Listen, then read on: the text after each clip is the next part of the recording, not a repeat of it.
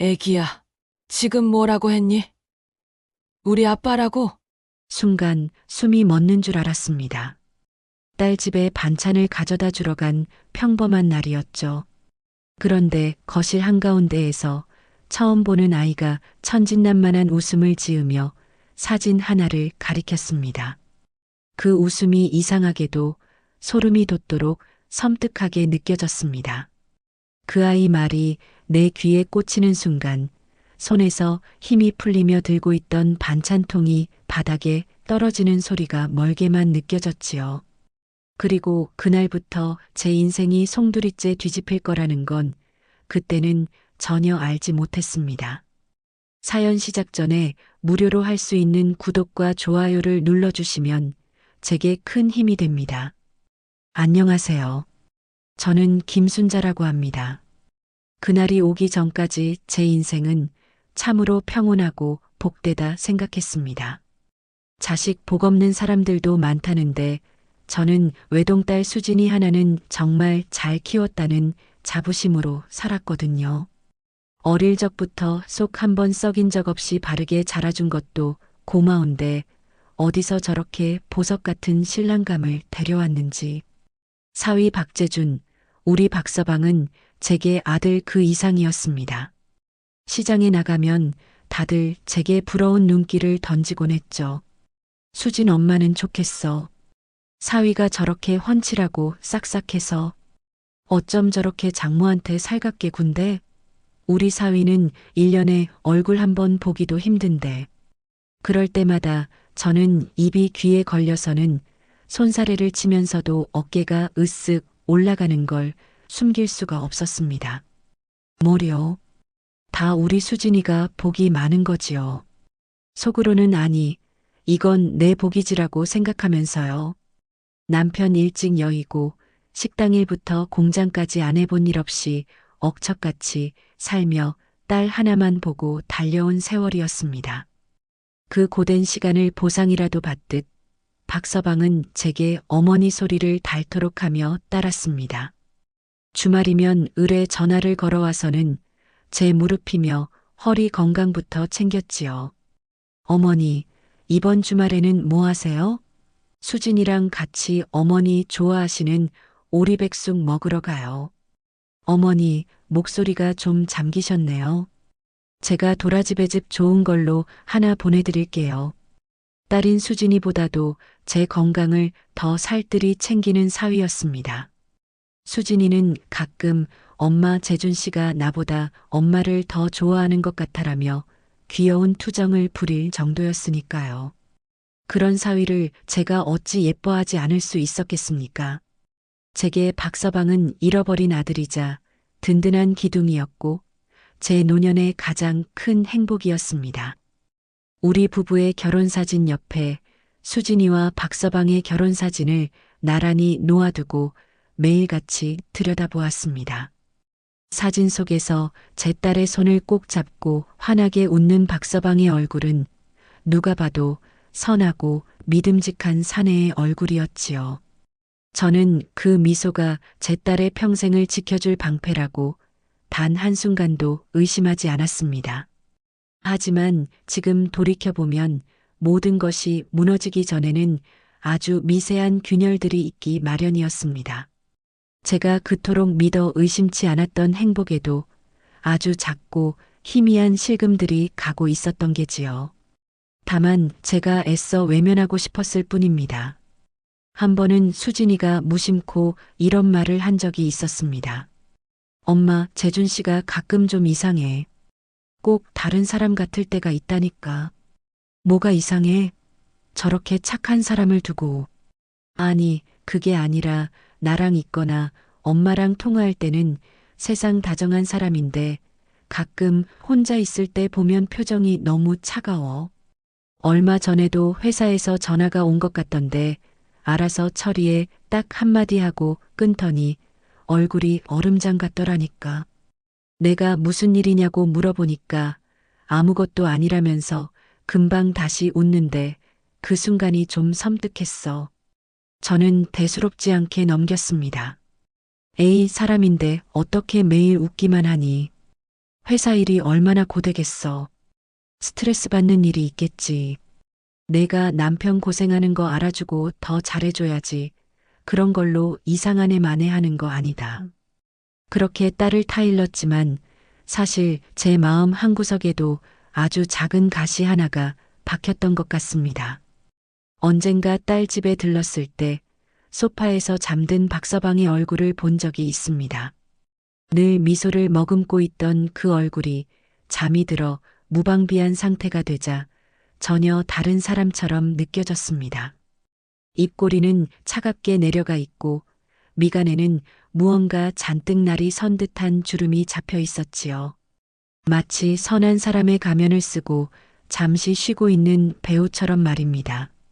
저는 괜한 생각이라며 고개를 저었지만 그 낯선 얼굴의 잔상은 며칠 동안 제 머릿속을 떠나지 않았습니다. 어쩌면 저는 알고 있었을지도 모릅니다. 제 사위가 완벽하지 않다는 것을요. 하지만 그 사실을 인정하는 순간 제 딸의 행복과 제 인생의 자부심이 모두 무너져 내릴 것만 같아 두려웠던 겁니다. 그래서 저는 눈과 귀를 막았습니다. 박서방이 보여주는 다정함만을 보고 들려주는 상냥한 말만을 들으며 제 스스로 만들어낸 행복의 성 안에 안주하고 있었던 것이지요.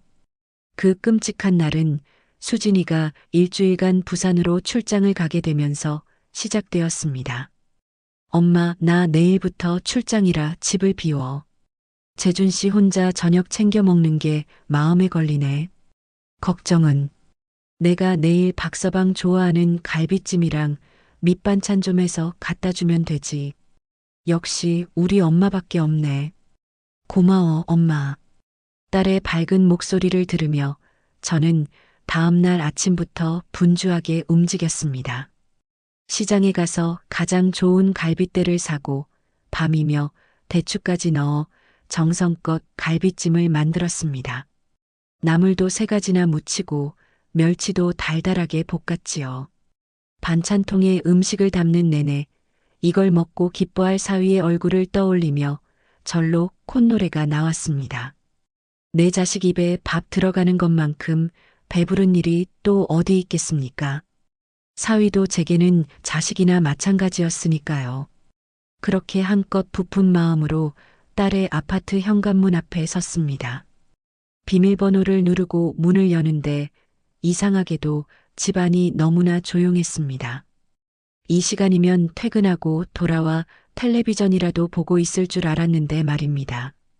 박서방 나왔네. 대답이 없었습니다. 현관에는 생전 처음 보는 작은 아기 신발과 뾰족한 하이힐 한 켤레가 놓여 있었습니다. 저는 순간 고개를 갸웃했죠. 집에 손님이 왔나? 그런데 왜 이렇게 조용할까? 거실로 들어서는 순간 저는 제 눈을 의심했습니다. 거실 한가운데 깔린 러그 위에서 4~5살쯤 되어 보이는 남자아이가 장난감을 가지고 놀고 있었습니다. 한 번도 본 적 없는 아이였습니다. 혹시 박서방의 직장 동료 가족이라도 온 것일까? 애기야, 엄마 아빠는 어디 계시니? 제가 묻자 아이는 제 쪽을 쳐다보지도 않고 장난감에만 열중했습니다. 낯선 사람의 등장에도 전혀 경계심이 없는 모습이었습니다. 마치 여기가 제 집인 것처럼 편안해 보였지요. 그때 아이가 고개를 들어 저를 한번 쓱 쳐다보더니 거실벽에 걸린 커다란 사진을 향해 손가락을 뻗었습니다. 수진이와 박서방의 결혼 사진이었습니다. 그리고 아이는 제 평생을 지옥으로 밀어넣은 그 말을 내뱉었습니다. 애기야, 지금 뭐라고 했니? 우리 아빠라고? 순간 숨이 멎는 줄 알았습니다. 처음 보는 아이가 천진한 웃음을 지으며 가리켰습니다. 그 웃음이 이상하게도 소름이 돋도록 섬뜩하게 느껴졌습니다. 어떻게 어린아이의 웃음이 그렇게 느껴질 수 있는지 저는 아직도 이해할 수가 없습니다. 그건 순수함이 아니었습니다. 모든 것을 알고 있는 자의 비웃음, 혹은 제가 곧 마주하게 될 진실에 대한 조롱처럼 느껴졌습니다. 그 아이 말이 내 귀에 꽂히는 순간 손에서 힘이 풀리며 들고 있던 반찬통이 바닥에 떨어지는 소리가 멀게만 느껴졌지요. 쨍그랑 유리 뚜껑이 타일 바닥에 부딪혀 깨지는 소리가 났지만 그 소리조차 마치 물속에서 들리는 것처럼 멍하게만 들렸습니다. 제가 정성껏 만든 갈비찜과 나물들이 하얀 바닥 위로 처참하게 쏟아져 내렸습니다. 마치 제 딸의 가정을 위해 바쳐온 제 마음이 산산조각 나 흩어지는 것처럼 보였습니다. 저는 아무 말도 아무 행동도 할 수가 없었습니다. 그저 아이가 가리킨 사진 속 환하게 웃고 있는 박서방의 얼굴과 그를 아빠라고 부르는 낯선 아이의 얼굴을 번갈아 쳐다볼 뿐이었습니다. 머릿속이 하얗게 비어버리고 심장이 발끝으로 곤두박질 치는 기분이었습니다. 바로 그때였습니다. 안방 문이 벌컥 열리며 낯선 여자가 모습을 드러냈습니다. 몸에 딱 붙는 옷차림에 30살이나 되었을까? 아주 젊고 예쁜 얼굴이었습니다. 하지만 그 여자의 눈빛은 조금도 당황하는 기색이 없었습니다. 오히려 이 상황을 망쳐버린 불청객을 바라보는 듯한 짜증과 귀찮음이 가득했지요. 여자는 바닥에 엎질러진 음식물과 망연자실 써 있는 저를 위아래로 훑어보더니 콧방귀를 뀌며 말했습니다. 어머, 누구신데 남의 집에서 행패해요? 그 여자의 목소리는 날카로운 유리 조각 같았습니다. 제 귀를 후벼 파고 들어와 심장에 박히는 것 같았지요. 행패라니. 내 딸의 집에서 내가 행패를 부리고 있다니. 저는 뭐라고 대답해야 할지 몰라 그저 입만 뻐끔거렸습니다. 머릿속이 새하얗게 비어버려 방금 전까지 하려던 말들이 모두 연기처럼 사라져버렸습니다. 그 여자는 제 그런 모습을 보더니 마치 벌레라도 보는 듯한 표정으로 미간을 찌푸렸습니다. 그러고는 팔짱을 끼고 저를 위아래로 훑어보았죠. 그 눈빛에는 경멸과 짜증, 그리고 일말의 동정조차 찾아볼 수 없는 냉혹함이 서려 있었습니다. 여기가 내 딸 수진이 집인데 당신은 누구요? 가까스로 목구멍에서 기어나오는 목소리는 염소처럼 떨리고 있었습니다. 제 평생 누군가 앞에서 이렇게까지 작아져 본 적이 없었습니다. 하지만 그 여자는 제 말에 코웃음만 쳤습니다. 아, 그러세요? 재준 씨한테 얘기는 들었어요. 가끔 와서 집안일 도와주시는 분이라고. 집안일 도와주는 사람.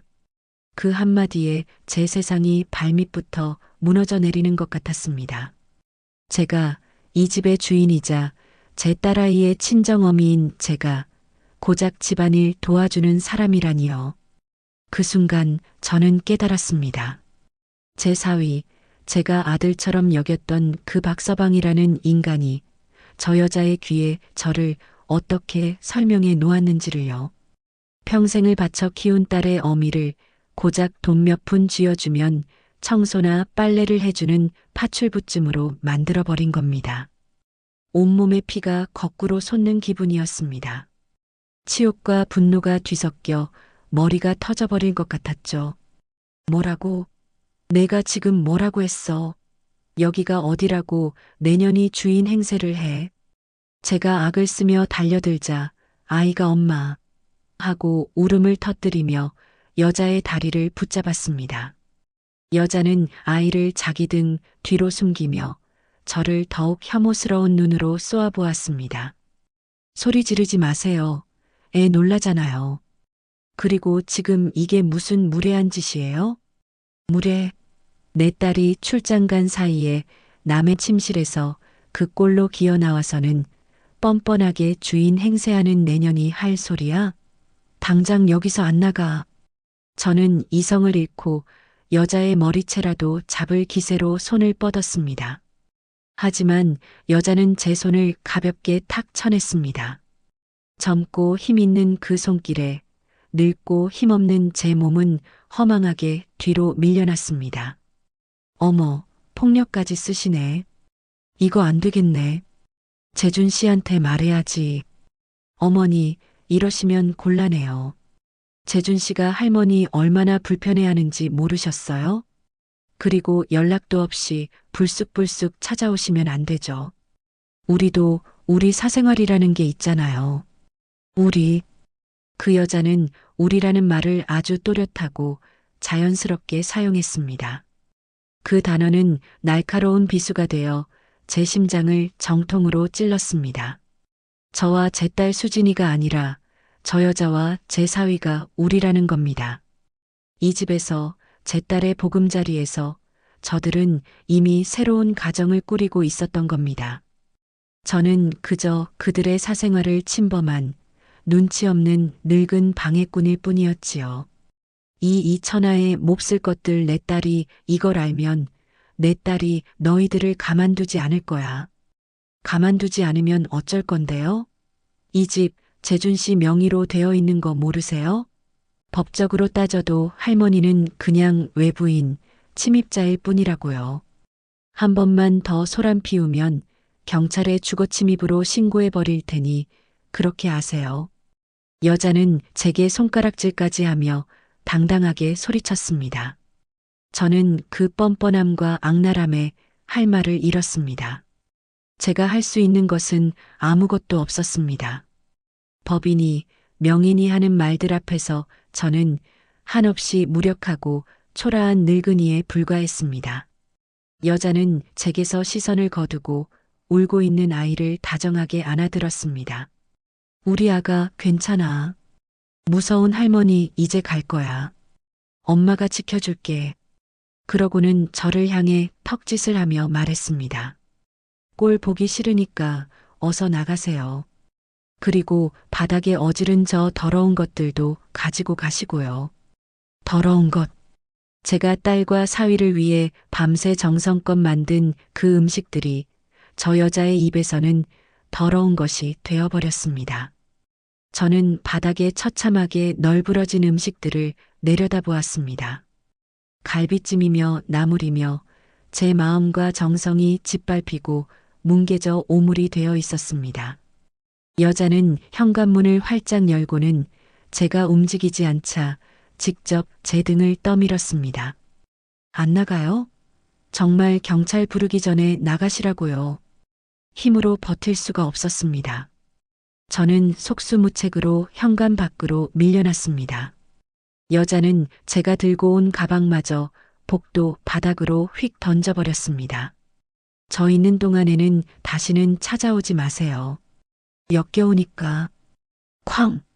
제 앞에서 제 딸의 집 현관문이 무정하게 닫혔습니다.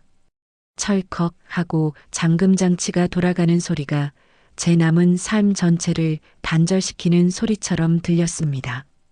저는 한동안 닫힌 문 앞에서 멍하니 서 있었습니다. 무슨 일이 일어난 것인지, 여기가 꿈인지 현실인지 분간이 되지 않았습니다. 복도 창문으로 들어오는 차가운 바람이 뺨을 스치고 나서야 온몸이 부들부들 떨리고 있다는 것을 깨달았습니다. 추워서가 아니었습니다. 참을 수 없는 분노와 태어나서 처음 느껴보는 끔찍한 모멸감 때문이었습니다.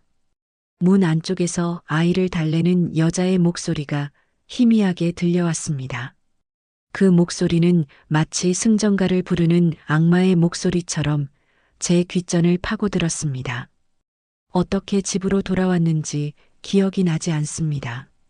엘리베이터를 탔는지 계단으로 걸어 내려왔는지도 모릅니다. 정신을 차렸을 때 저는 제 집 소파에 넋나간 사람처럼 앉아 있었습니다.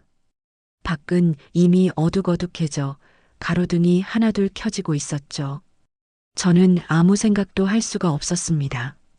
그저 오늘 오후에 겪었던 일들이 부서진 필름 조각처럼 머릿속에서 어지럽게 반복될 뿐이었습니다. 집안일 도와주시는 분, 우리 사생활, 더러운 것, 역겨우니까. 그 여자가 제게 내뱉었던 말들이 독화살이 되어 온몸을 쑤셔댔습니다.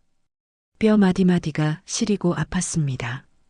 눈물이 쏟아질 것 같았지만 이상하게 눈물조차 나지 않았습니다.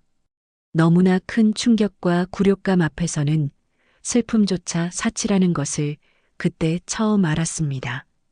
그때 제 핸드폰이 요란하게 울렸습니다. 화면에 뜬 이름은 우리 딸 수진이었습니다. 저는 차마 전화를 받을 수가 없었습니다.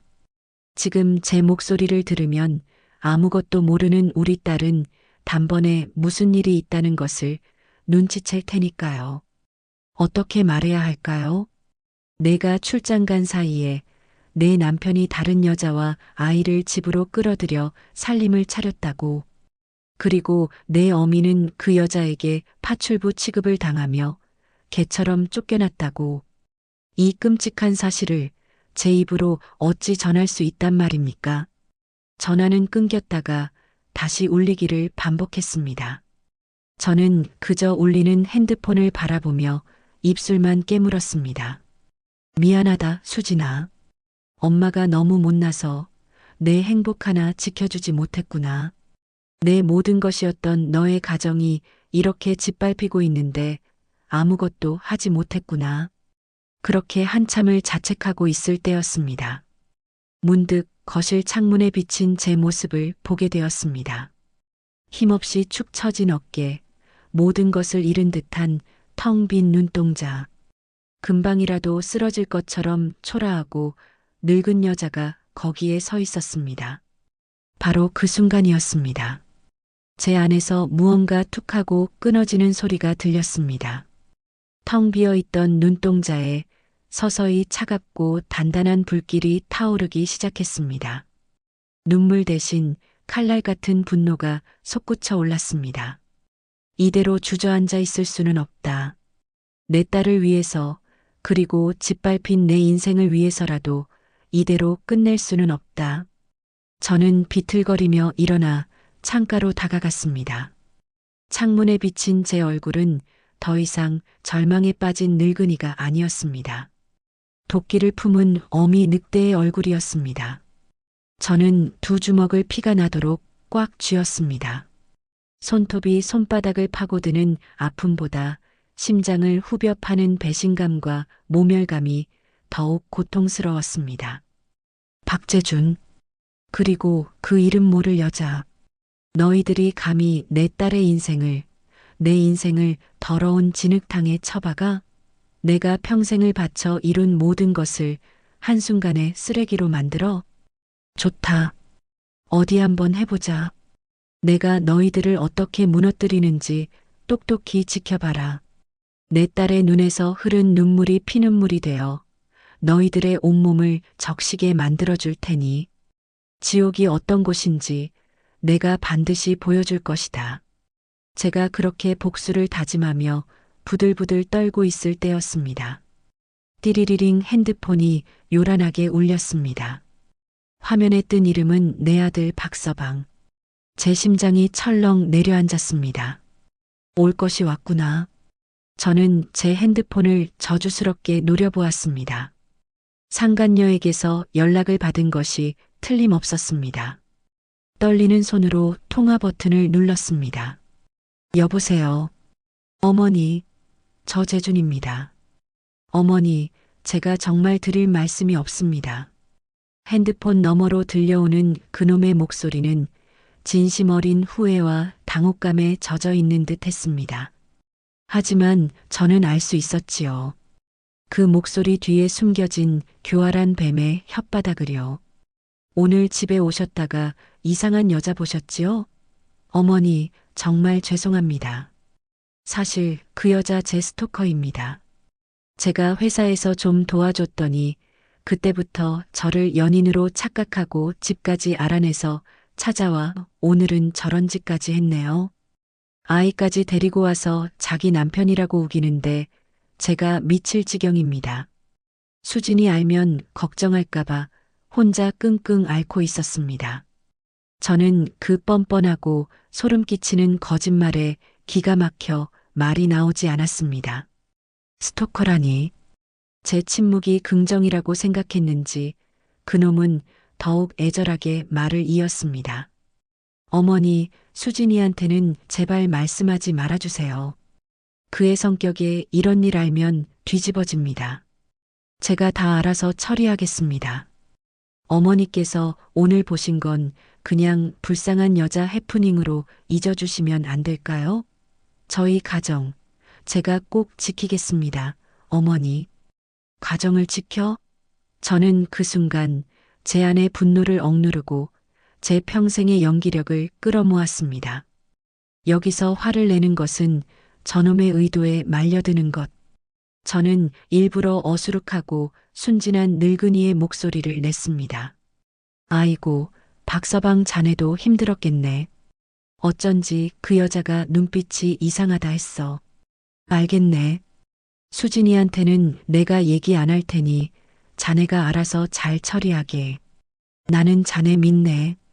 제 대답에 그놈은 안도의 한숨을 내쉬는 듯 했습니다. 네, 어머니. 정말 감사합니다. 역시 어머니밖에 없으십니다. 전화를 끊는 순간 저는 핸드폰을 쥔 채 온몸을 부들부들 떨었습니다. 저 악마 같은 놈. 나를 이렇게 완벽하게 속이려 들다니. 하지만 동시에 제 머리는 얼음처럼 차가워졌습니다. 그놈은 이제 제가 속았다고 믿고 안심하겠지요. 경계를 풀고 더 대담하게 행동할 겁니다. 기꺼이 속아 넘어가 주마. 그리고 내가 방심한 그 순간 내 심장에 가장 날카로운 비수를 꽂아주겠다. 무작정 딸에게 전화해서 모든 것을 일러바치는 것은 가장 어리석은 짓입니다. 박서방, 아니 그 인간은 교활하고 치밀한 놈입니다. 제가 어설프게 나섰다가는 오히려 저를 정신 나간 늙은이로 몰아가며 상황을 뒤집어 버릴 게 뻔했습니다. 그 뻔뻔한 여자와 입이라도 맞추면 순진한 우리 수진이는 누구의 말을 믿을까요? 매일 사랑을 속삭이던 남편일까요? 아니면 흥분해서 횡설수설하는 늙은 어미일까요? 어둠 속에서 저는 생각하고 또 생각했습니다. 감정만 앞세워서는 이길 수 없는 싸움입니다. 필요한 것은 증거. 그들이 감히 발뺌할 수 없는, 빼도 박도 못할 확실한 증거가 필요했습니다. 저놈의 거짓말을 산산조각 낼 물증 말입니다. 다음 날 아침 해가 뜨자마자 저는 움직였습니다. 옷장 깊숙한 곳에서 몇 년간 입지 않았던 낡고 색바랜 옷가지를 꺼내 입었습니다.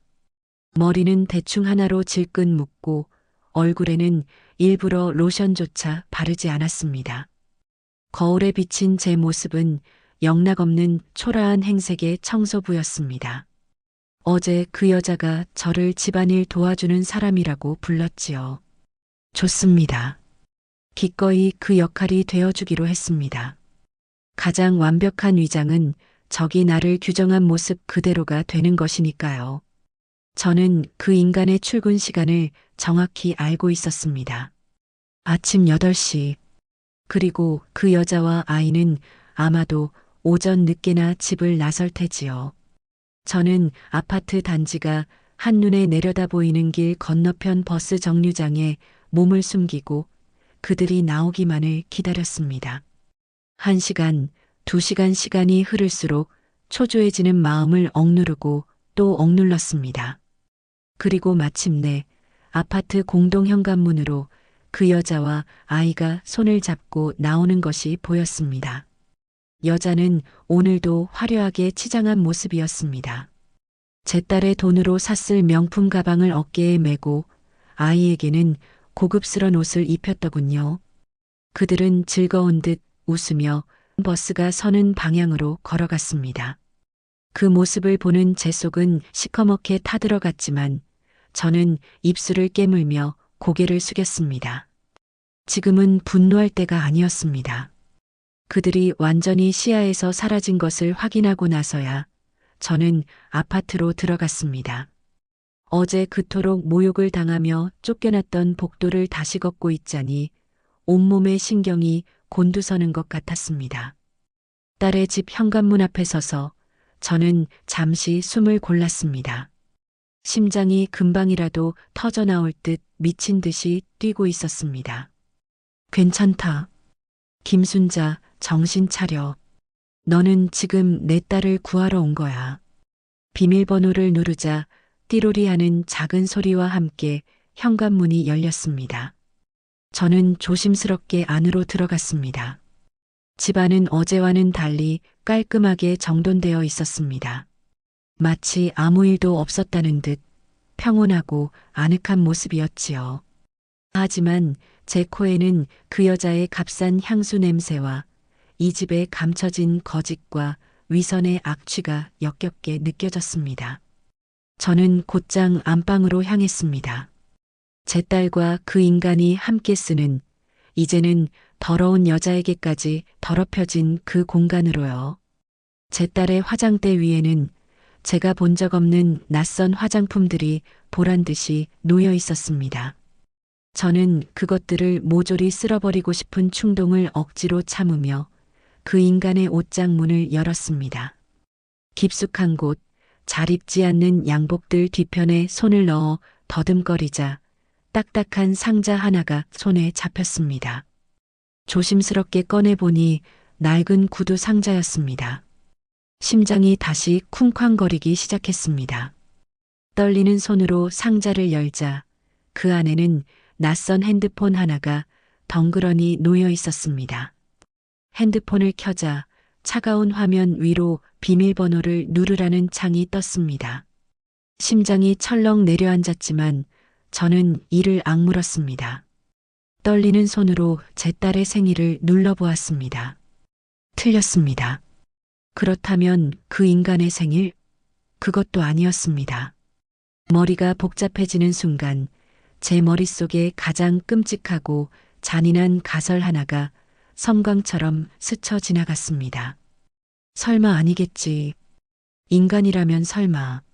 저는 부들부들 떨리는 손가락으로 제 딸의 인생에서 가장 행복했던 날, 바로 그 인간과의 결혼기념일 내 자리를 눌렀습니다.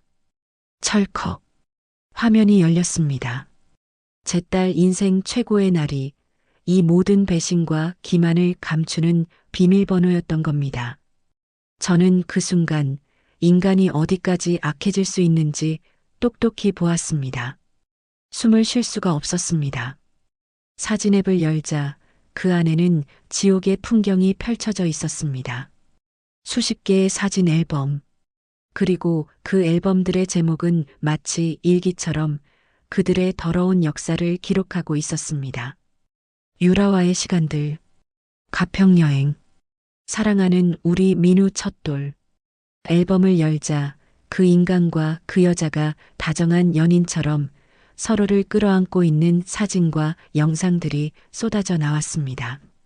아이는 그 인간의 목에 매달려 해맑게 웃고 있었고요. 바닷가를 배경으로 고급 호텔의 레스토랑에서 놀이공원에서 이 끔찍한 기만은 어제 오늘의 일이 아니었던 겁니다. 제 딸이 그 인간을 믿고 자신의 모든 것을 내어주며 행복을 꿈꾸는 동안 이놈은 뒤에서 또 다른 가정을 꾸리고 그 모든 순간을 보란 듯이 기록하고 있었던 것입니다. 저는 입을 틀어막고 비명이 터져 나오려는 것을 간신히 참았습니다. 손이 부들부들 떨려 사진들을 제대로 들고 있기도. 저는 제 핸드폰을 꺼내 그 모든 핸드폰 속 사진들을 한 장도 빠짐없이 찍었습니다. 손가락이 떨려 초점이 여러 번 흐려졌지만 정신을 다잡고 다시 찍고 또 찍었습니다. 다음은 서재였습니다. 그 인간이 늘 내 공간이라며 수진이조차 함부로 건드리지 못하게 했던 곳. 책상 위는 먼지 하나 없이 깔끔했지만 저는 직감적으로 비밀이 숨겨져 있을 만한 곳을 찾아냈습니다. 가장 아래쪽 작은 열쇠 구멍이 달린 서랍이었습니다. 문제는 열쇠였습니다. 이 집을 샅샅이 뒤질 시간은 없었습니다. 저는 초조한 마음으로 서재를 둘러보았습니다. 그러다 문득 벽에 걸린 액자 하나에 시선이 멈췄습니다. 그 인간이 대학을 수석으로 졸업했다며 자랑스레 걸어놓은 졸업장이었습니다. 가장 빛나는 곳에 가장 어두운 것을 숨긴다 했던가. 알 수 없는 이끌림에 저는 액자를 벽에서 조심스럽게 내렸습니다. 그리고 액자 뒷면의 두꺼운 판지를 손끝으로 쓸어보는 순간 손가락에 작고 차가운 것이 걸렸습니다. 작은 열쇠였습니다. 스카치 테이프로 단단히 붙여놓은. 저는 그 순간 그 인간의 오만함과 치밀함에 온몸에 소름이 돋았습니다. 자신의 가장 큰 자랑거리이자 영광의 상징 뒤에 가장 추악하고 더러운 비밀을 숨겨두었던 겁니다. 부들부들 떨리는 손으로 테이프를 떼어내고 열쇠를 손에 쥐었습니다. 그리고는 서랍의 자물쇠에 열쇠를 꽂고 돌렸습니다. 철컥. 경쾌하지만 지옥의 문이 열리는 듯한 소리와 함께 서랍이 스르르 열렸습니다. 그리고 그 안에서 저는 제 사위라는 인간의 진짜 얼굴을 보았습니다. 서랍 안에는 통장 여러 개와 서류 뭉치들이 들어 있었습니다. 처음 보는 카드사에서 온 명세서들. 수진이는 알지도 못하는 그 카드로는 매달 수백만 원씩 명품이며 호텔 숙박비며 고급 식당의 식비가 결제되고 있었습니다. 제가 딸에게 사준 명품 가방은 아까워서 들지도 못하던 우리 수진이 그 돈으로 저 인간은 다른 여자에게 다이아 목걸이를 사주고 해외여행을 다니고 있었던 겁니다. 하지만 그것은 시작에 불과했습니다. 더 깊숙한 곳에 있던 서류철 하나를 열어본 순간 저는 숨을 쉴 수가 없었습니다. 그것은 부동산 임대차 계약서였습니다. 강남의 고급 오피스텔. 그리고 임차인의 이름. 저는 그 칸에 적힌 이름 석자를 보고 숨을 멈췄습니다. 최유라. 방금 전 그 지옥 같은 핸드폰 사진첩에서 보았던 바로 그 이름. 유라. 바로 그 여자의 이름이었습니다. 그런데 더 기가 막힌 것은 계약금과 보증금을 지불한 계좌의 주인이 제 딸 이수진이었다는 사실입니다. 수진이가 결혼 전부터 꼬박꼬박 모아온 저 인간에게 당신이 더 잘 아니까 잘 굴려달라며 맡겨두었던 바로 그 적금 통장이었습니다. 피가 식고 손발이 차가워졌습니다. 이것은 단순한 바람이 아니었습니다. 이것은 사기였습니다. 제 딸의 인생을 담보로 한 계획적이고 악랄한 범죄였습니다. 서류철 맨 밑에서 저는 결정적인 한 장을 발견했습니다. 얼마 전에 가입한 것으로 보이는 생명보험 증서. 피보험자는 이수진, 법정 상속인이자 수익자는 남편인 박재준.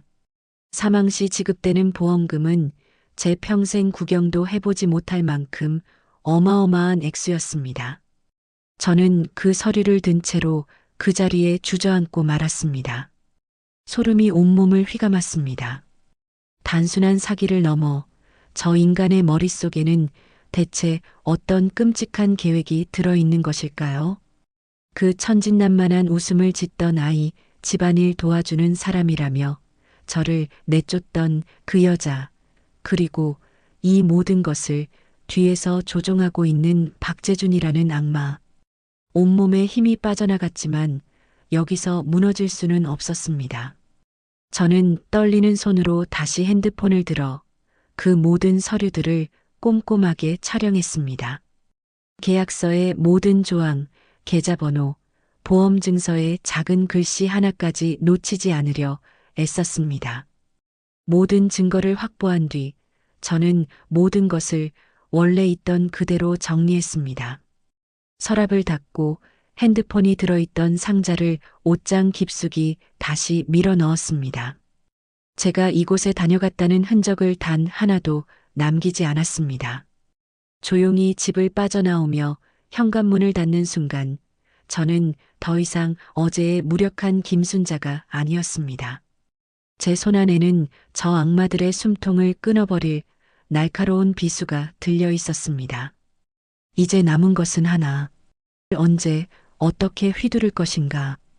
그리고 이 잔인한 진실을 아무것도 모르는 내 사랑하는 딸에게 어떻게 전해야 하는가. 그것이 이제 제가 맞서 싸워야 할 또 다른 전쟁의 시작이었습니다. 그 인간의 모든 증거를 손에 넣었지만 제 마음은 오히려 더 무거운 돌덩이에 짓눌리는 것 같았습니다. 이 칼날을 언제 어떻게 내 딸의 심장에 꽂아야 할지 알 수 없어 밤새도록 고뇌했습니다. 마침내 딸 수진이가 출장에서 돌아오는 날이 밝았습니다. 저는 새벽부터 일어나 딸이 가장 좋아하는 불고기를 만들고 밑반찬을 준비했습니다. 하지만 이 음식들은 더 이상 행복한 집밥이 아니었습니다. 지옥으로 향하는 딸에게 먹이는 마지막 만찬과도 같았지요. 저녁 무렵 저는 그 음식들을 바리바리 싸들고 딸의 집으로 향했습니다. 비밀번호를 누르고 문을 여는 순간 온몸에 소름이 돋았습니다. 며칠 전 제가 이 문을 열고 들어와 지옥을 발견했었지요. 오늘은 제 손으로 제 딸을 그 지옥으로 밀어 넣어야 했습니다. 텅 빈 집안에 불을 켜고 식탁 위에 정성껏 음식을 차렸습니다. 평온해 보이는 집안 곳곳에는 여전히 그 상간녀의 흔적과 거짓의 악취가 배어 있는 듯 했습니다. 저는 소파에 앉아 초조하게 현관문만 바라보며 딸을 기다렸습니다. 1분 1초가 가시방석 같았습니다. 얼마나 지났을까? 도어락이 해제되는 소리와 함께 현관문이 열렸습니다. 심장이 발끝까지 곤두박질 치는 것 같았습니다. 다녀왔습니다, 어라. 커다란 캐리어를 끌고 들어온 수진이는 거실에 앉아 있는 저를 보고 깜짝 놀라며 환하게 웃었습니다. 엄마, 웬일이야, 여기까지. 나 서프라이즈 해주려고 온 거야? 딸은 피곤한 기색도 없이 제게 달려와 와락 안겼습니다. 그 순진한 물음에 제 가슴은 억장이 무너지는 것 같았습니다. 응, 우리 딸 고생했는데 엄마가 밥 해주려고 왔지. 역시 우리 엄마밖에 없네. 딸은 환하게 웃으며 집안을 둘러보았습니다. 근데 재준 씨는? 아직이야? 오늘 내가 온다고 일찍 들어온다고 했는데. 저는 애써 태연한 표정을 지으며 그 인간이 제게 미리 둘러댄 거짓말을 그대로 의존했습니다. 그놈은 아침에 제게 전화를 걸어 어머니, 오늘 수진이 오는데 제가 갑자기 중요한 회식이 잡혔습니다. 제가 없더라도 어머니께서 수진이 좀 잘 챙겨주세요라며 살갑게 부탁까지 했었지요. 응, 아까 전화 왔더라. 갑자기 중요한 회식이 잡혀서 늦는다고. 너 보고 싶어서 빨리 오고 싶은데 미안해서 어쩌냐고 아주 안절부절 못하던데 뭘. 제 말에 딸은 안타까운 표정을 지었습니다. 에휴, 저 사람도 참 힘들겠다. 괜찮아. 일 때문인데 어쩔 수 없지. 엄마가 이렇게 와줘서 너무 좋다. 저는 딸의 그 순수한 믿음과 해맑은 얼굴을 차마 마주 볼 수가 없었습니다. 그 시각 그 인간은 중요한 회식을 핑계로 다른 여자와 희희낙낙하고 있을 테니까요. 이 아이가 마주할 진실의 무게가 제 어깨를 산처럼 짓눌렀습니다. 저는 애써 웃으며 딸의 캐리어를 안방으로 옮겼습니다. 주방에서는 제가 차려놓은 따뜻한 집밥 냄새가 솔솔 풍겼습니다. 딸은 오랜만에 먹는 엄마 밥이라며 연신 맛있다고 칭찬했습니다. 그 모습을 보며 저는 수없이 목울대를 들썩였습니다. 지금 당장이라도 터져나올 것 같은 진실을 억누르며 저는 마치 연극 배우처럼 연기했습니다. 밥을 다 먹고 차를 마시는 시간. 저는 더 이상 미룰 수 없다는 것을 깨달았습니다. 입술이 바싹 마르고 손끝이 차가워지는 것을 느꼈습니다. 딸은 제가 왜 이토록 긴장하고 있는지 전혀 모른 채 출장지에서 있었던 시시콜콜한 이야기들을 늘어놓았습니다. 수진아, 엄마가 할 말이 있어. 제 목소리는 생각보다 더 떨렸습니다. 딸은 고개를 갸웃하며 저를 바라보았습니다. 왜 무슨 일 있어요, 엄마? 표정이 왜 그래요? 저는 뜸을 들이다가 그저 일단 이걸 좀 봐라라며 핸드폰을 딸에게 건넸습니다.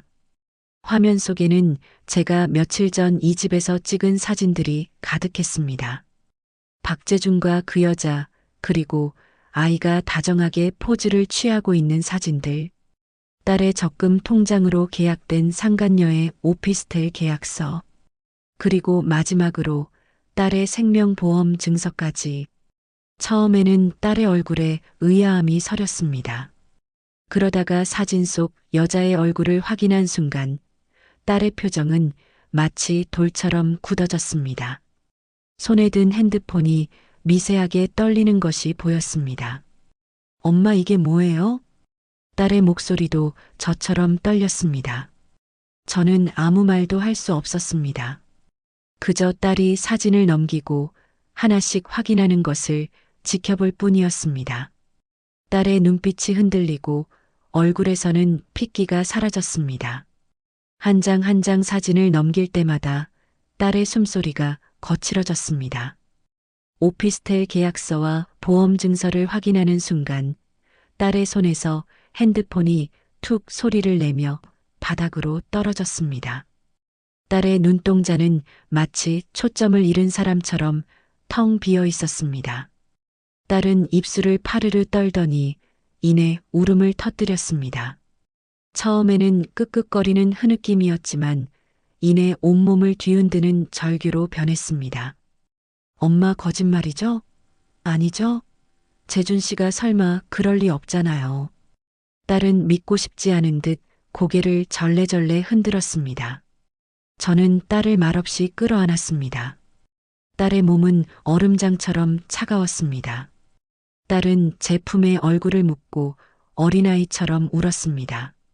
제가 아는 딸의 울음 중 가장 처절하고 슬픈 울음이었습니다. 엄마 왜 이래요? 재준 씨가 왜? 대체 왜? 저는 그저 딸의 등을 토닥여줄 뿐이었습니다. 이 고통을 어떻게 위로할 수 있을까요?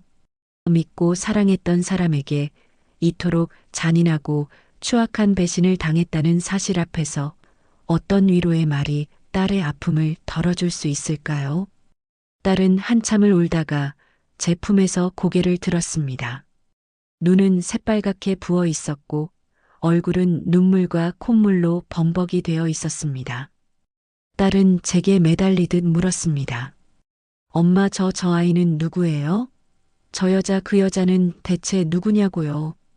저는 애써 침착하게 제가 딸의 집에서 겪었던 모든 일들을 이야기해 주었습니다. 아이가 박서방의 사진을 가리키며 아빠라고 말했던 순간부터 그 여자가 저를 집안일 도와주는 사람이라고 모욕하고 쫓아냈던 일까지 숨김없이 모두 털어놓았습니다.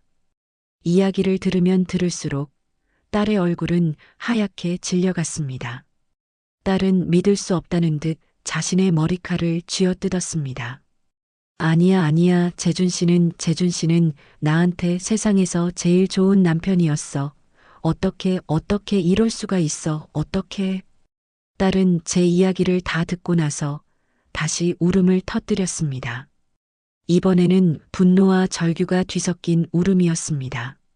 그간 굳건했던 딸의 세상이 한순간에 모래성처럼 무너져 내리는 것을 지켜보는 것이 제 심장을 찢는 것 같았습니다. 딸은 한때 자신의 보금자리였던 이 집을 이제는 혐오스럽다는 듯 둘러보았습니다. 다 거짓이었어. 내 모든 것이 다 가짜였어. 그 사람이랑 나눈 사랑도 우리가 함께했던 시간도 다 기만이었어. 딸의 목소리에는 깊은 절망과 배신감이 서려 있었습니다. 저는 딸의 손을 꽉 잡았습니다. 차가운 딸의 손에서 작은 떨림이 느껴졌습니다. 수진아, 괜찮아. 엄마가 있어. 엄마가 내 옆에 있어. 엄마 나 어떻게 해? 나 이제 어떻게 살아야 해? 내 세상이 송두리째 사라져버렸어. 딸은 제 무릎을 베고 쓰러지듯 누웠습니다. 그 모습이 너무나 가여워 저는 차마 고개를 들 수가 없었습니다. 딸의 등은 한없이 가늘고 여려 보였습니다. 평생 제가 지켜주고 싶었던, 세상의 온갖 풍파로부터 보호해주고 싶었던 내 새끼. 그런 딸이 제 눈앞에서 이렇게 끔찍하게 무너지고 있었습니다. 딸은 흐느끼는 와중에도 박재준이라는 이름 석자를 나지막이 을조렸습니다. 그 이름에는 사랑 대신 형언할 수 없는 증오와 배신감이 가득했습니다. 딸의 눈물은 마를 줄 모르고 흘러내렸습니다. 딸의 눈물 한 방울 한 방울이 제 심장을 날카롭게 핥히는 것 같았습니다. 이대로 무너질 수는 없었습니다. 이 눈물을, 이 절망을 반드시 피눈물로 되갚아 주리라. 저는 차가운 분노를 다시 한번 다졌습니다. 내 딸을 이렇게 만든 그 악마 같은 것들에게 반드시 지옥을 보여주리라. 밤은 깊어지고 딸의 울음소리는 점차 가늘어졌습니다. 딸은 제 품에 안겨 간신히 잠이 들었습니다. 저는 잠든 딸의 얼굴을 가만히 내려다보았습니다. 눈물 자국으로 얼룩진 딸의 얼굴은 여전히 불안해 보였습니다. 하지만 딸은 제 품속에서 조금이나마 안식을 찾은 듯 했습니다. 저는 딸의 머리카락을 조심스럽게 쓸어 넘겼습니다. 수진아, 엄마가 반드시 내 억울함 다 풀어줄게. 저것들에게 지옥이 어떤 건지 똑똑히 보여줄 거야. 그날 밤 제 딸의 눈물이 마르지 않는 동안 저는 차갑게 식어가는 분노를 품고 다음 단계를 계획했습니다. 이 전쟁은 이제 막 시작된 것이었습니다. 그날 밤 딸 수진이는 제 품에서 한참을 울다 지쳐 잠이 들었습니다. 하지만 저는 단 한순간도 눈을 붙일 수 없었습니다. 딸의 뜨거운 눈물이 제 가슴팍을 축축하게 적시고 그 눈물 한 방울 한 방울이 제 심장을 후벼 파는 것 같았습니다. 제가 차마 입에 담을 수도 없는 끔찍한 진실을 전한 뒤 딸은 쉴 새 없이 엄마 대체 왜 이러는 거야 라는 말을 반복했습니다. 저는 잠든 딸의 얼굴을 물끄러미 바라보았습니다. 어릴 적 인형을 잃어버렸다고 세상을 잃은 듯 울던 모습이 스쳐 지나갔습니다. 그때는 그깟 인형 하나가 세상의 전부인 줄 알았을 텐데 지금 딸의 세상은 인형 따위와는 비교도 할 수 없는 삶의 모든 의미와 행복이 산산조각 난 채로 무너져 있었습니다. 제 심장이 갈갈이 찢어지는 듯 아팠습니다. 밤이 깊어갈수록 저는 과거의 순간들을 끊임없이 되짚었습니다. 수진이가 태어나 처음으로 엄마라고 불렀던 순간, 뒤뚱거리며 처음으로 제게 걸어왔던 날, 열이 펄펄 끓는데도 인형을 꼭 쥐고 잠들었던 밤, 학교에서 친구와 다퉜다고 울먹이며 달려와 제 품에 안기던 모습, 첫 생리통에 끙끙 앓던 날 밤새도록 배를 문질러 주던 기억, 그리고 순백의 웨딩드레스를 입고 세상에서 가장 환한 미소를 지으며 박서방의 손을 잡았던 그날, 딸의 인생에서 단 한 번도 이렇게 처절하고 깊은 절망의 구렁텅이에 빠진 적은 없었습니다. 평생 남에게 해코지 한 번 하지 않고 바르게만 살아온 내 딸이 왜 이런 고통을 겪어야 한단 말입니까? 제 심장이 분노로 들끓었습니다. 이 모든 고통의 원흉인 그들에게 이 고통을 10배 100배로 되돌려주리라 다짐하고 또 다짐했습니다. 동이 틀 무렵 딸이 작게 신음하며 눈을 떴습니다. 제 품에서 벗어나려 몸을 뒤척이더니 제 얼굴을 보자 다시 눈에서 눈물이 왈칵 쏟아졌습니다. 엄마 꿈 아니죠? 다 사실이죠? 저는 아무 말 없이 딸의 손을 꽉 잡았습니다. 차가운 딸의 손에서 작은 떨림이 전해져 왔습니다. 그래, 수진아. 다 사실이야. 하지만 괜찮아. 엄마가 옆에 있어. 엄마가 다 해결해 줄 거야. 어떻게 해결해요. 엄마 내 인생이 이렇게 박살났는데 난 이제 아무것도 할 수가 없어요. 딸의 목소리는 희망 한 조각 없는 깊은 절망에 잠겨 있었습니다. 저는 딸의 두 뺨을 잡고 제 눈을 똑바로 보게 했습니다. 아니야, 수진아. 울고만 있을 때가 아니야. 우리가 이렇게 당하고만 살 수는 없어. 너의 인생을 이렇게 망가뜨린 것들에게 반드시 대가를 치르게 해야 해. 딸은 제 말에 잠시 멍하니 저를 바라보더니 다시 고개를 푹 숙였습니다. 내가 뭘 할 수 있어요. 엄마 난 아무 힘도 없어요. 그 사람이랑 싸울 자신도 없어요. 엄마가 있잖아. 내 엄마가 멀쩡히 살아있는데 내가 왜 혼자 싸워? 내가 혼자 감당할 필요 없어. 엄마가 다 같이 싸워줄 거야. 딸의 얼굴은 창백하게 질렸고 눈에서는 여전히 눈물이 흘러내렸습니다. 이 사람은 나를 죽이려고 했어요. 엄마 날 죽이고 보험금을 타내려고. 딸의 목소리는 절규로 변했습니다. 저는 딸을 다시 품에 끌어안았습니다. 그래, 수진아. 이 인간은 내 목숨까지 노렸어. 그러니까 더더욱 가만히 있을 수 없어.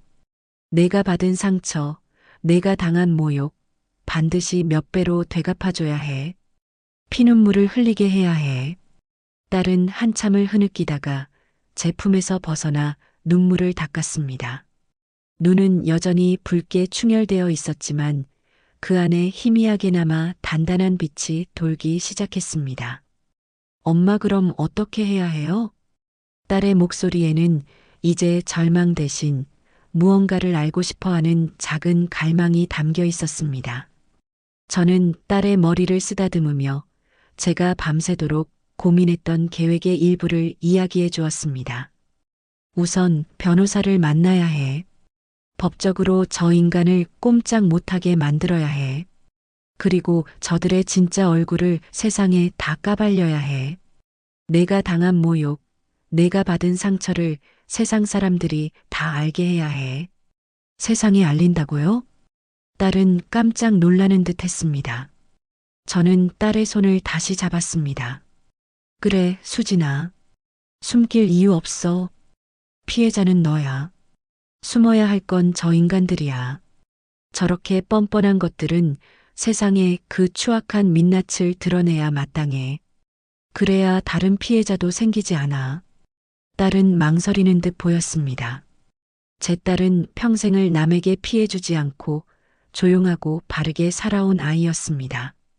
이런 싸움에 나서는 것이 얼마나 두려울지 모르는 바가 아니었습니다. 엄마 그래도 내가 너무 힘든데 그냥 조용히 끝내면 안 될까? 딸의 나약한 목소리에 제 가슴이 또다시 미어졌습니다. 하지만 이대로 포기할 수는 없었습니다. 조용히 끝내? 그러면 저 인간들은 아무렇지 않게 또 다른 삶을 살아가겠지. 그리고 너는 평생 이 상처를 끌어안고 살아야 할 거야. 수진아, 도망칠 때가 아니야. 정면으로 맞서 싸워야 해. 엄마가 너의 방패가 되어줄 테니 아무것도 두려워하지 마. 저는 딸의 눈을 똑바로 바라보며 확신에 찬 목소리로 말했습니다. 딸의 흔들리던 눈빛이 서서히 저에게 고정되었습니다. 엄마가 그렇게 말씀하시면 나 할 수 있을 것 같아요. 딸의 목소리는 아직 가늘었지만 그 안에는 작은 희망과 함께 단단한 결심이 담겨 있었습니다. 저는 딸을 다시 한번 꽉 안아주었습니다. 그래, 우리 딸. 잘 생각했어. 내가 마음만 먹으면 세상 어떤 것도 두려울 게 없어. 엄마가 끝까지 내 옆을 지켜줄게. 저 악마 같은 것들, 엄마가 반드시 지옥을 보여줄 거야. 그렇게 우리는 서로를 끌어안고 한참을 말없이 있었습니다. 딸의 몸에서 더 이상 불안한 떨림은 느껴지지 않았습니다. 밤새도록 흐르던 눈물도 이제는 멈췄습니다. 대신 딸의 어깨에서는 굳건하고 단단한 기운이 느껴지기 시작했습니다. 그날 이후 우리 모녀는 마치 전쟁을 준비하는 전사들처럼 움직였습니다. 딸은 더 이상 절망에 빠져 울고 있지 않았습니다. 눈빛은 여전히 슬픔을 담고 있었지만 그 밑에는 냉철한 분노와 복수심이 도사리고 있었습니다. 저는 딸에게 변호사 사무실을 알아봐 달라고 했습니다. 그리고 혹시라도 딸의 남편이 의심하지 않도록 평소처럼 지내라고 일러주었습니다. 제 딸 수진이는 지독한 가면을 써야만 했습니다. 그 인간 앞에서는 아무것도 모르는 아내를 연기하며 태연히 저녁을 차리고 그의 안부를 물었습니다. 하지만 밤이 되면 제게는 금방이라도 부서질 듯한 목소리로 전화를 걸어왔습니다. 엄마, 오늘 저 인간 셔츠에서 다른 여자 냄새가 났어. 토할 것 같아. 엄마, 그 사람이 아무것도 모르고 내 어깨를 주무르는데 살이 썩는 것 같았어. 수화기 너머로 들려오는 딸의 억눌린 흐느낌은 제 분노에 기름을 붓는 것과 같았습니다. 제 딸의 영혼이 하루하루 시들어가는 만큼 그들을 향한 제 복수심은 시퍼렇게 나를 세우고 있었습니다. 하지만 동시에 저는 뿌듯함과 자랑스러움을 느꼈습니다. 제 딸 수진이가 이렇게 강하고 단단한 아이였구나. 엄마의 딸답게 고통 속에서도 굴하지 않고 일어서는구나. 딸의 어깨가 더욱 든든하게 느껴졌습니다. 그날 밤 저는 잠자리에 들기 전 제 머리맡에 놓인 우리 가족 사진을 바라보았습니다. 행복했던 우리 세 식구의 모습, 그리고 그 옆에 놓인 딸과 박서방의 결혼 사진. 사진 속 박서방에 가면 쓴 웃음이 유독 섬뜩하게 느껴졌습니다. 나는 그 사진을 들어 박서방의 얼굴 부분을 손가락으로 가렸습니다. 이제 더 이상 이 사진 속에 그 인간은 존재하지 않았습니다. 내 딸을 울린 대가를 내가 반드시 치르게 해주리라. 전쟁을 시작하기 전에 병사는 가장 많은 생각을 한다고 합니다. 내가 휘두를 칼이 적의 심장을 제대로 꿰뚫을 수 있을지, 적의 칼날로부터 내 몸을 온전히 지켜낼 수 있을지, 그리고 이 지옥 같은 싸움이 끝났을 때 과연 나는 살아남을 수 있을지. 저와 제 딸 수진이는 마치 그런 병사와도 같았습니다. 우리의 마음속에서는 이미 수백, 수천 번의 전쟁이 벌어지고 있었지요. 수진이가 수소문에서 찾아낸 변호사는 강단 있고 눈빛이 살아있는 중년의 여성이었습니다.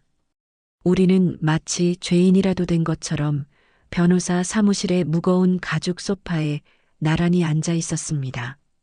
제 손에는 그간 모아온 증거들이 담긴 서류 봉투가 들려 있었죠. 그 무게가 천근만근처럼 느껴졌습니다. 어렵게 오셨습니다.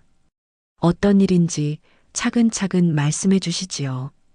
여 변호사는 따뜻한 차를 내어주며 우리를 재촉하지 않았습니다. 그 차분한 목소리에 수진이는 참았던 숨을 토해내듯 그간의 이야기를 털어놓기 시작했습니다. 처음에는 목이 메어 말을 잇지 못하던 딸은 이내 자신이 겪은 배신과 남편의 기만에 대해 또박또박 감정을 억누르며 설명했습니다. 저는 딸의 이야기가 이어지는 동안 서류 봉투를 쥔 손에 힘을 주었다 풀기를 반복했습니다. 이야기가 끝나고 제가 모아온 증거들을 테이블 위에 올려놓았을 때 여 변호사의 부드럽던 눈빛이 순간 날카롭게 변했습니다. 그녀는 제가 찍어온 사진과 인쇄한 서류들을 한 장 한 장 꼼꼼하게 살폈습니다. 사진, 오피스텔 계약서, 카드 명세서, 그리고 마지막으로 생명보험 증서까지. 그녀의 시선이 서류 위를 오갈 때마다 사무실 안의 공기는 점점 더 무겁게 가라앉았습니다. 모든 검토를 마친 변호사는 깊은 한숨을 내쉬며 안경을 벗었습니다. 이건 단순한 외도가 아닙니다. 어머님. 명백한 사기이자 따님을 철저히 기만한 악의적인 범죄입니다. 그녀의 입에서 나온 범죄라는 단어에 제 딸의 어깨가 파르르 떨렸습니다. 변호사는 수진이의 손등을 가만히 토닥여주며 말을 이었습니다. 지금부터 정신 바짝 차리셔야 합니다. 이 싸움 길고 험난할 겁니다. 하지만 어머님께서 확보해 주신 이 증거들이 아주 강력한 무기가 될 겁니다. 정말 대단한 일을 하셨습니다. 그 칭찬에 저는 조금도 기쁘지 않았습니다. 자식의 불행을 증명하는 증거를 모은 어미가 어찌 기쁠 수 있겠습니까? 변호사님, 저것들을, 저 인간들을 완전히 무너뜨릴 수 있을까요? 다시는 고개도 못 들고 다니게 이 세상에서 가장 비참하게 만들 수 있겠냐고요. 제 목소리에는 칼날 같은 도끼가 서려 있었습니다. 변호사는 제 눈을 피하지 않고 똑바로 바라보며 고개를 끄덕였습니다. 네, 가능합니다.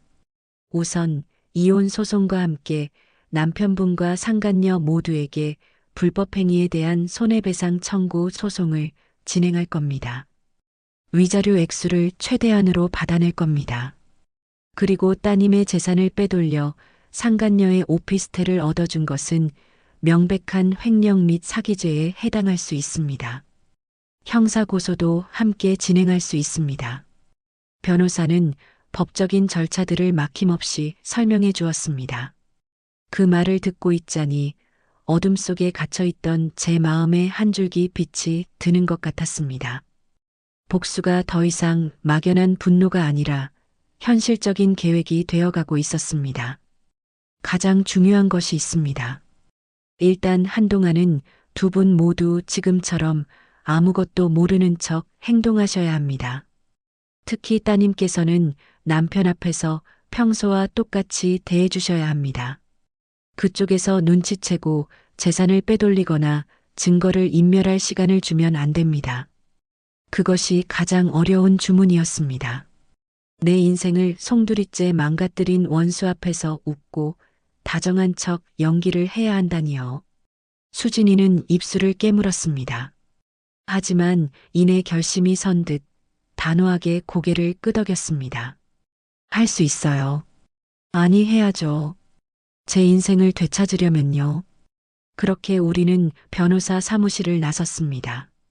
들어갈 때와는 달리 저와 딸의 발걸음에는 망설임 대신 단단한 결의가 실려 있었습니다.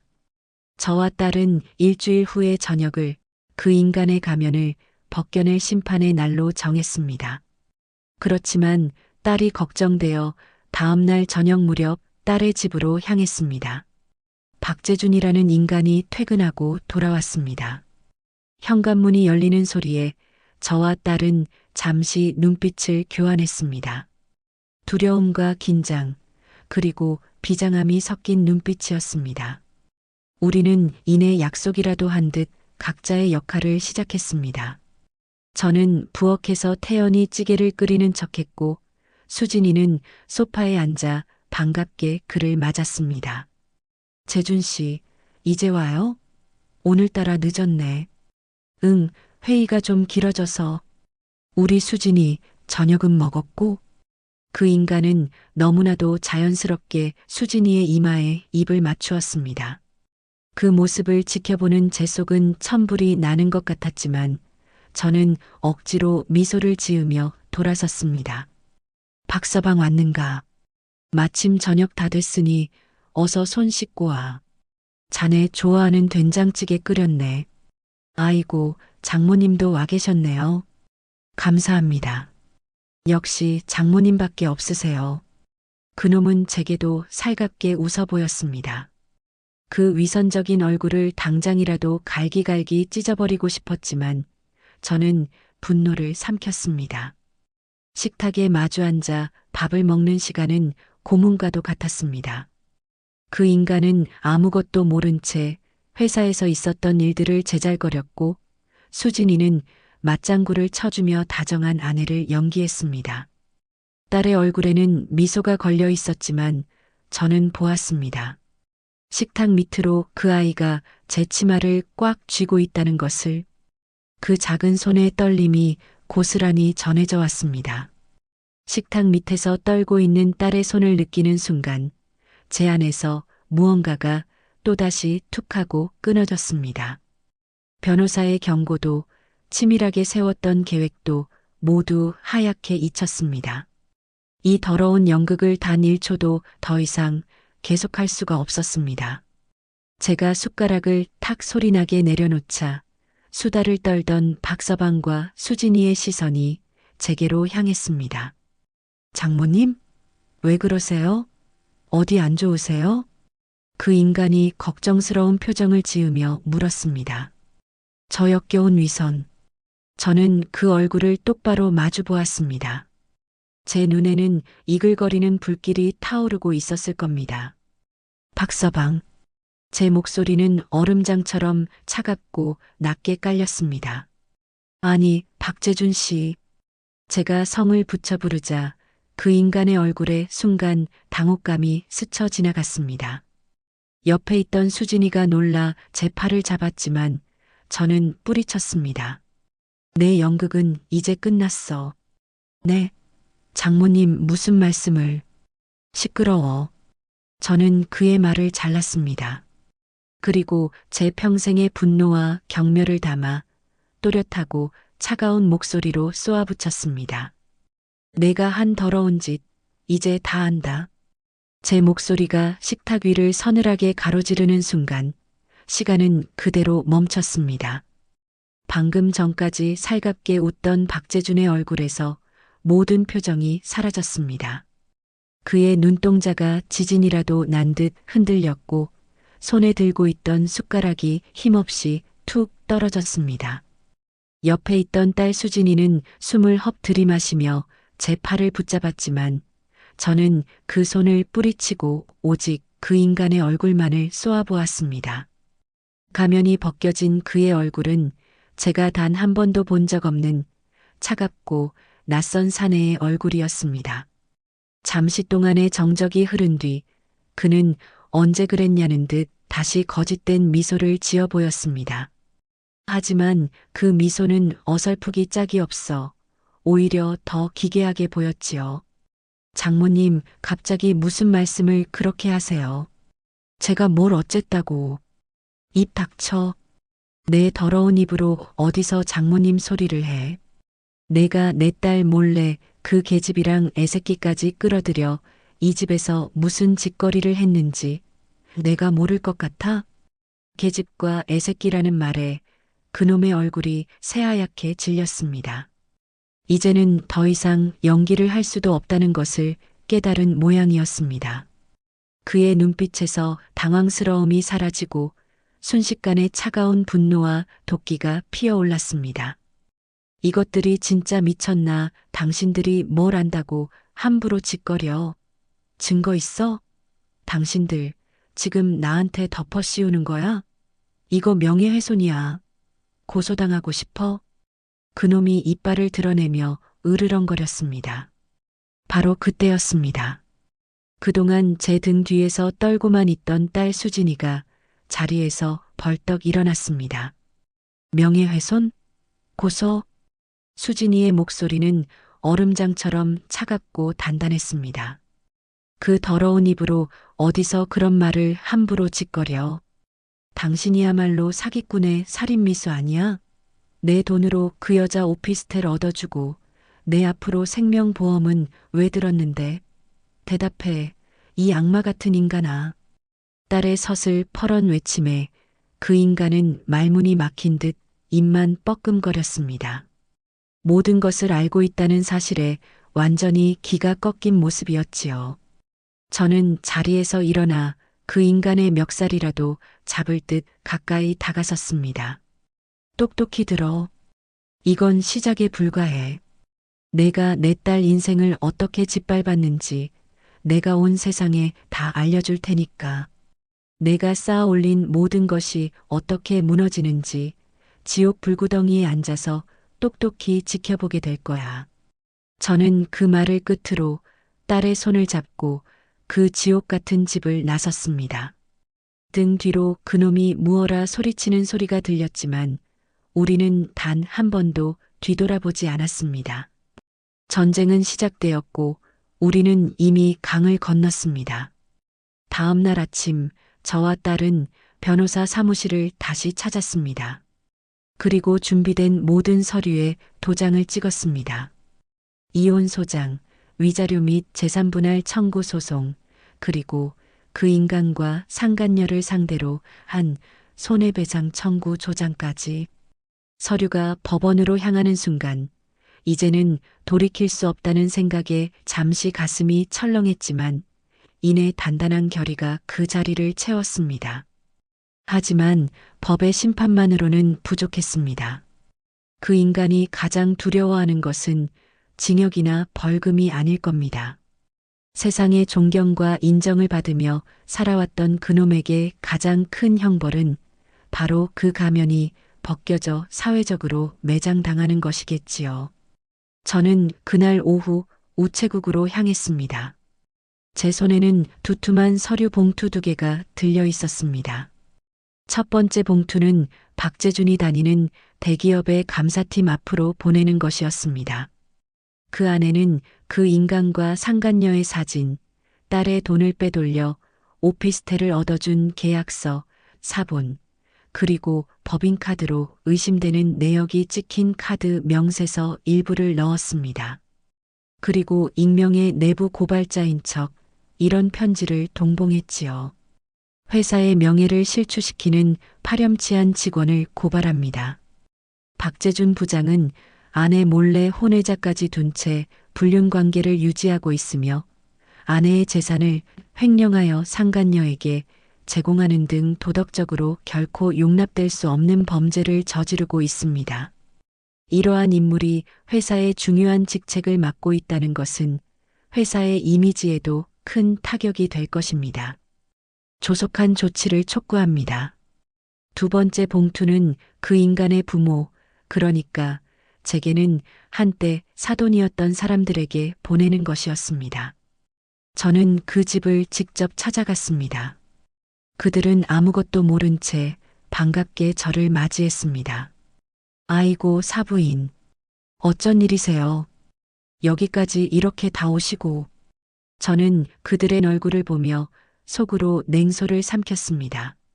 그리고는 아무 말 없이 제가 들고 온 증거 사진들을 거실 테이블 위에 차르륵 펼쳐놓았습니다. 사진을 본 그들의 얼굴이 순식간에 굳어졌습니다. 사사부인, 이게 다 뭡니까? 보시는 그대로입니다. 두 분께서 금쪽같이 키우신 아드님의 진짜 얼굴입니다.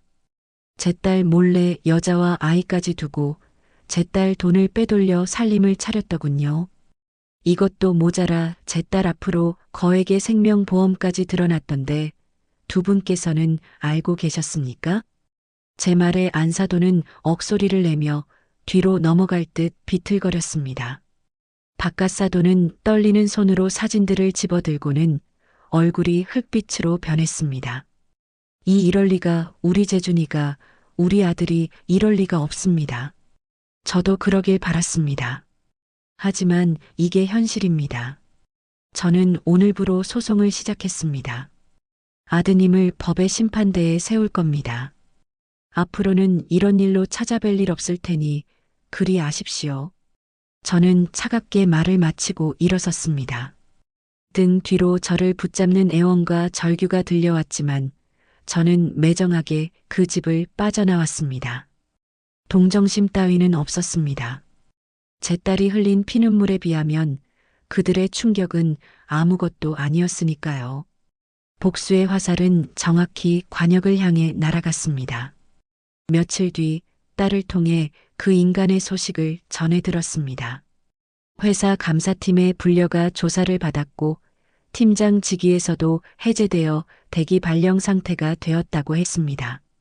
회사에는 이미 박 부장이 유부녀를 건드려 가정을 파탄낸 것도 모자라 회사 돈까지 횡령했다더라는 흉흉한 소문이 파다하게 퍼져 아무도 그에게 말을 걸지 않는다고 했습니다. 평생을 쌓아 올린 사회적 명성과 신망이 하루아침에 잿더미가 된 것입니다. 그리고 부모의 울음 섞인 전화에 매일 시달리고 있다고 했습니다. 이 불효자식아, 어떻게 우리 얼굴에 똥칠을 해? 라며 절규하는 어미의 목소리에 그 인간도 제정신은 아니겠지요. 그리고 마침내 법원에서 보낸 소장이 그 인간의 손에 전달되었습니다. 그날 저녁 제 핸드폰으로 발신번호 표시 제한 전화가 걸려왔습니다. 받을까 말까 망설이다 받자 수화기 너머로 지옥에서 울려 퍼지는 듯한 증오에 찬 목소리가 들려왔습니다. 김순자 씨, 당신이지? 박재준이었습니다. 이 모든 거 당신이 꾸민 짓이지.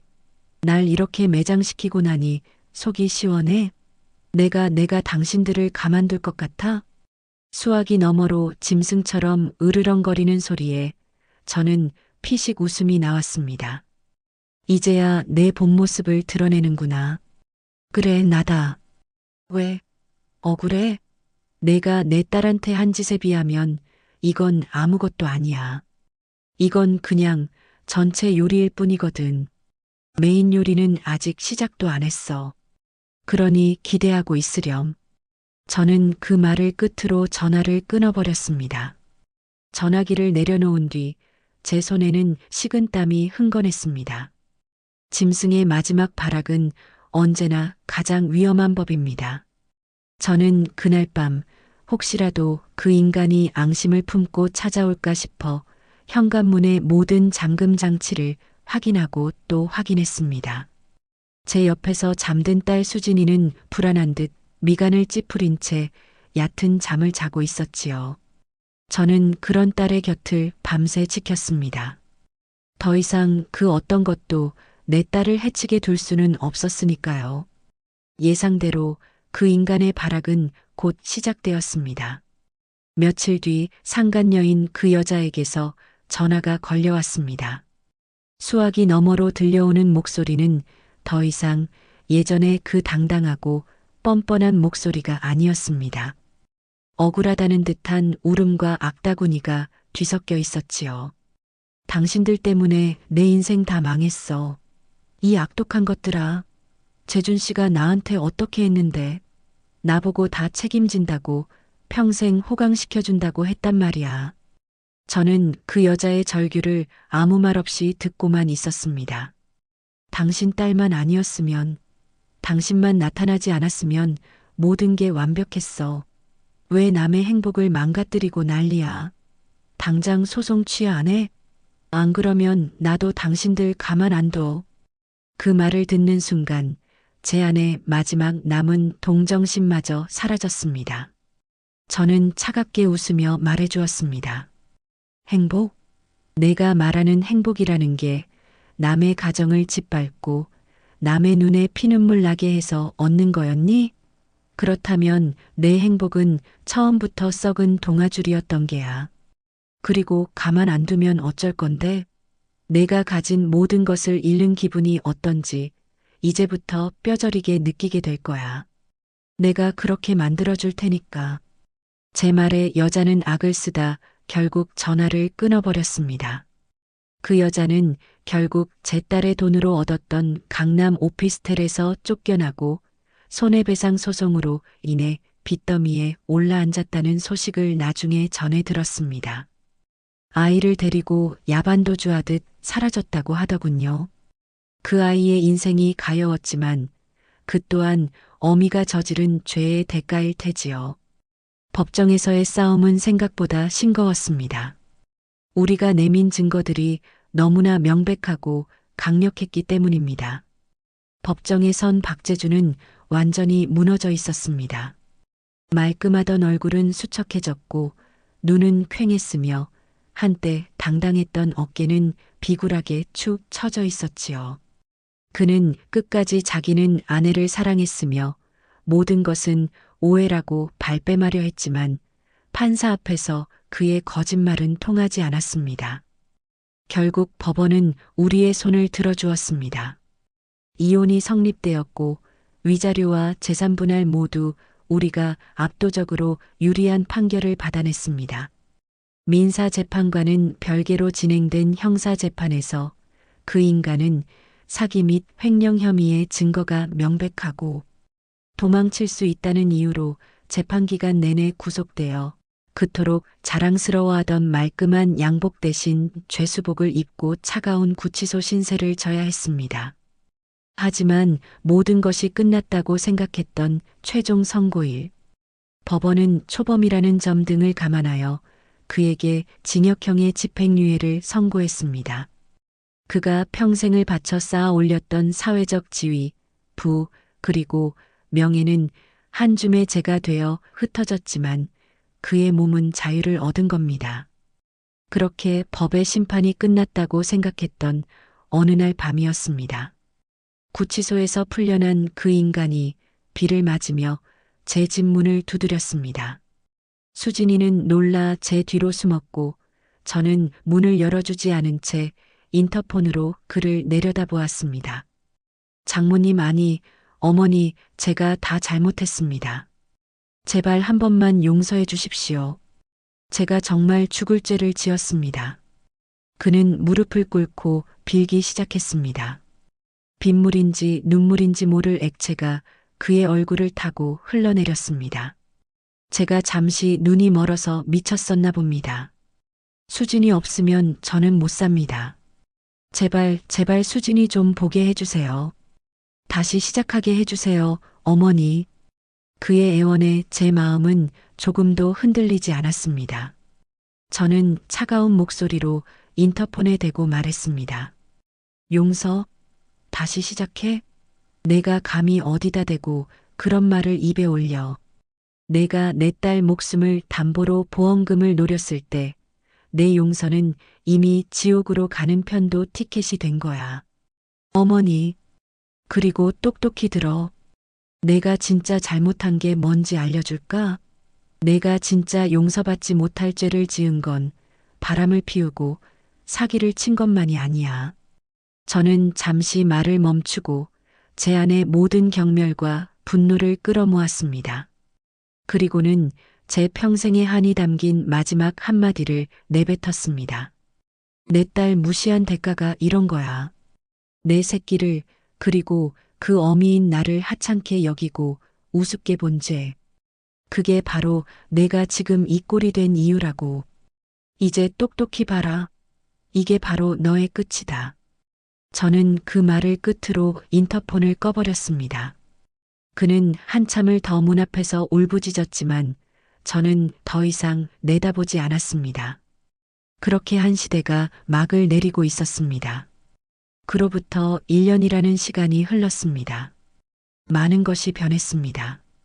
저와 수진이는 그 지옥 같았던 집을 처분하고 작은 정원이 딸린 아담한 집으로 이사를 왔습니다.